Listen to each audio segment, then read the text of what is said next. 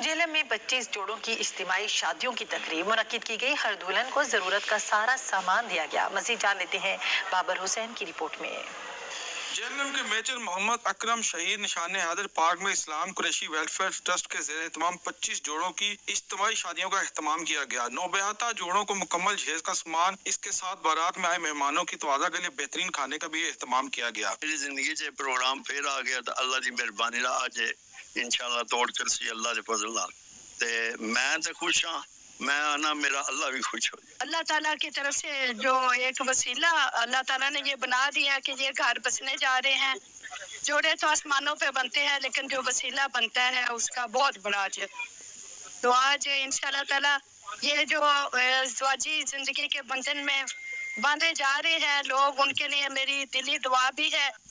जो हम ये 20 साल से हमारा ये प्रोग्राम चल रहा है, यतीम और गरीब बच्चियां जो है उनकी शादियों का, आज ये 20 साल के बाद ये माशाल्लाह आज फिर ये 25 शादियां आज हम करवा रहे हैं। इस महंगाई के दौर में नौबयाता जोड़ों की शादी में शिरकत करने वाले समाजी सियासी शख्सियात की खुशी दीदनी थी। मेरी दुआ है कि इन शादीशुदा जोड़ों की जिंदगी निखरे निखरे फूलों की तरह रहे। कैमरामैन हसनैन अली के साथ बाबर हुसैन, ब्यूरो चीफ सच न्यूज, जेहलम।